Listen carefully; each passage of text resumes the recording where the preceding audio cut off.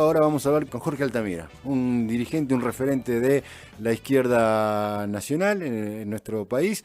Pero los convocamos no para hablar estrictamente de economía, de política nacional, sino para hablar un poco, porque él también escribe muchos artículos sobre política internacional, sobre lo que está ocurriendo en Medio Oriente. Jorge, muchas gracias por este minuto con nosotros. Gonzalo y Daniel, los saludamos. Buenos días para los dos, muchísimas gracias por invitarme a esta conversación. Jorge, bueno, dramático lo que está ocurriendo en Medio Oriente ya desde hace bastante tiempo, pero esta incursión iraní, producto de el bombardeo de los israelíes, digamos, a una embajada iraní en Damasco. Más allá del episodio, ¿esto era previsible según usted, Jorge? Bueno, sí, es previsible, no solo según mi opinión, sino que era una opinión que daban distintos funcionarios internacionales. Israel inicia con ese bombardeo una guerra directa contra Irán, porque de un lado la embajada es territorio nacional del país que tiene esa embajada, y además porque asesina ahí a 7 jefes militares, uno un general, es decir, que tiene un propósito claramente de comenzar una escalada bélica.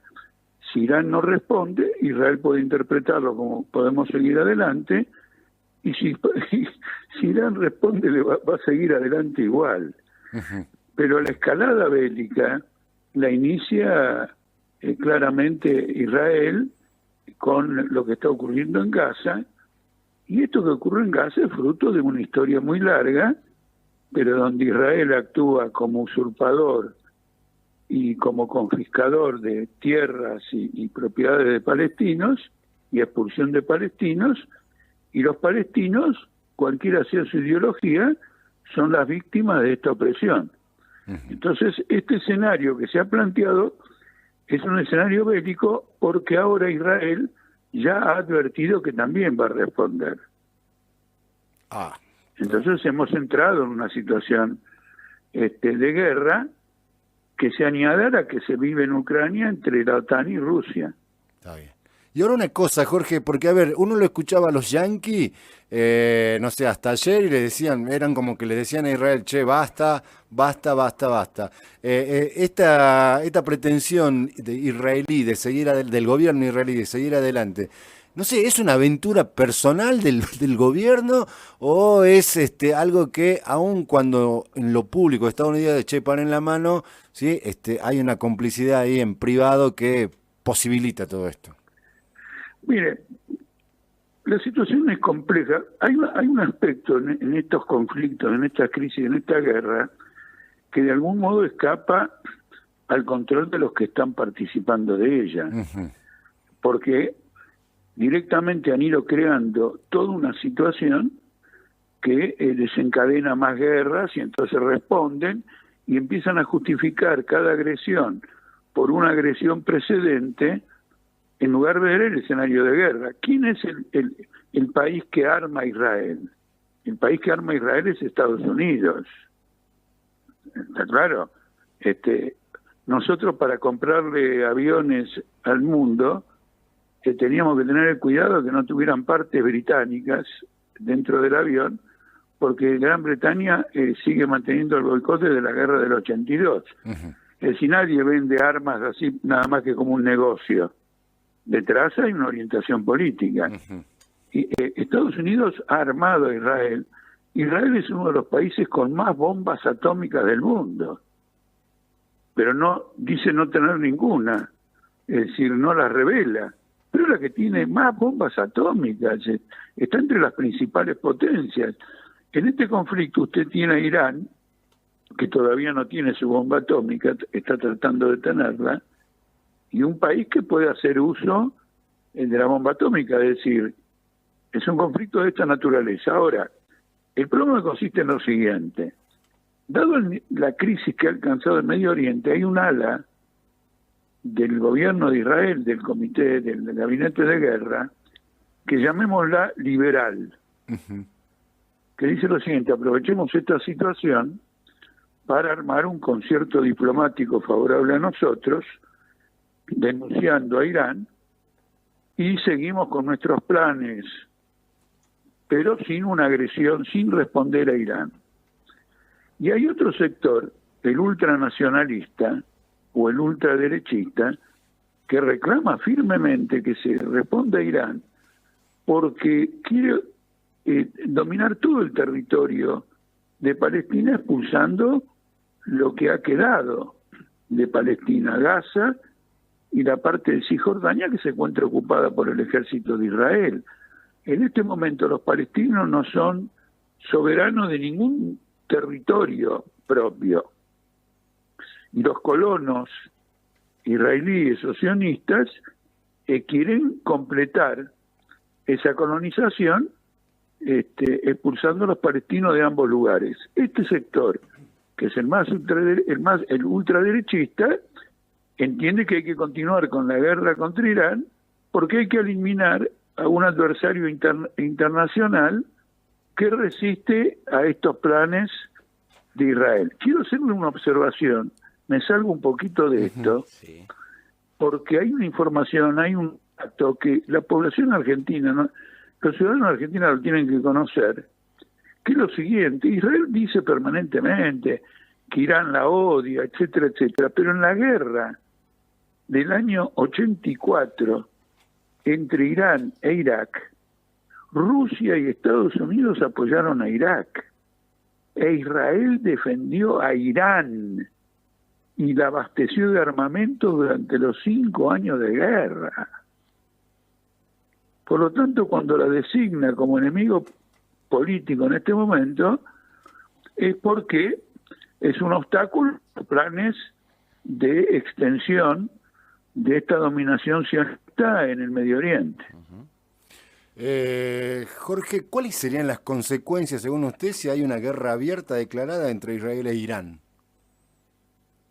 Bueno, yo creo que Irán va a hacer lo imposible por evitarlo, porque está en condiciones militares inferiores. Eso ya lo señalé en un artículo que escribí, mire qué casualidad, en la mañana del día que finalmente Irán respondió, porque está militarmente, aunque tenga un armamento importante y qué sé yo, no puede.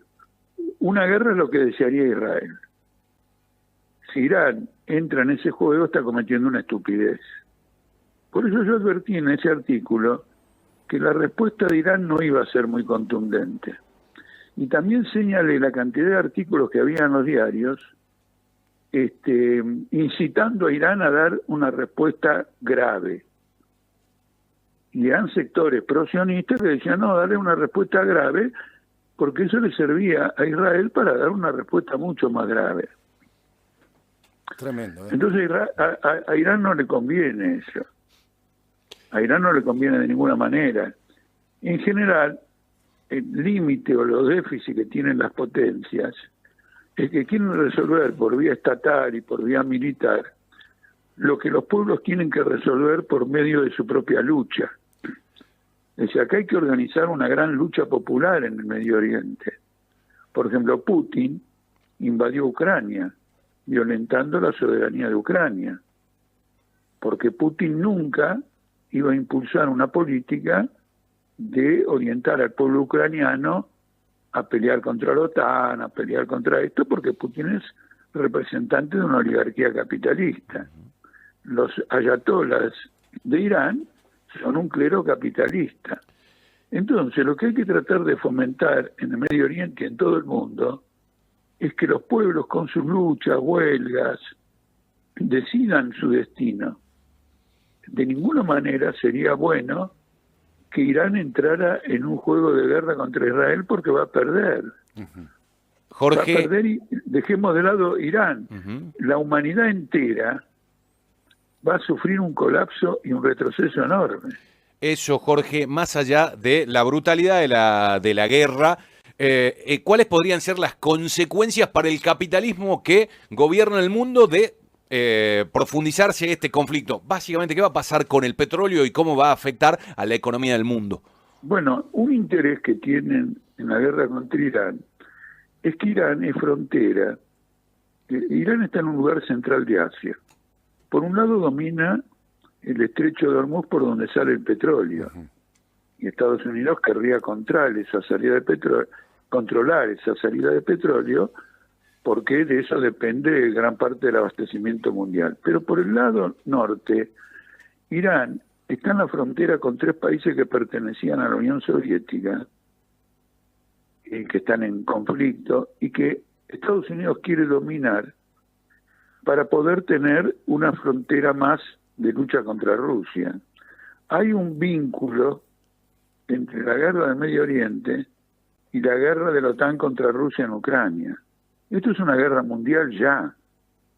Si no tiene manifestaciones más brutales, las que tiene son suficientemente brutales, es por el temor a desencadenar réplicas atómicas. Por ejemplo, si Israel ataca a Irán y ataca el territorio de Irán, hace una semana Putin declaró que va a defender a Irán. Y son todos países con armas atómicas.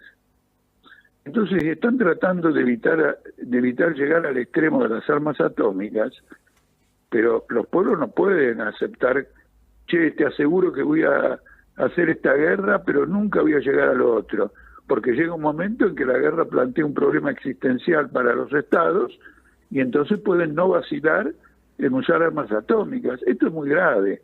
Hay una guerra mundial en desarrollo, hay que entender lo que ocurre en este contexto mundial. Y esa guerra mundial ha llegado acá a la Argentina, porque usted fíjese cómo vinieron tantos norteamericanos por el tema del control del Atlántico Sur y de establecer un puerto, una base propia con Argentina en Tierra del Fuego. Y eso controla el estrecho de Magallanes, que une el Pacífico con el Atlántico, en el momento en que está en crisis el canal de Panamá, porque ya no aguanta el comercio, no aguanta ese canal el nivel del comercio mundial. Entonces, Milei nos está metiendo en una guerra como nos metió Menem cuando envió tropas a pelear contra Irak en aquella coalición que dirigió George Bush padre.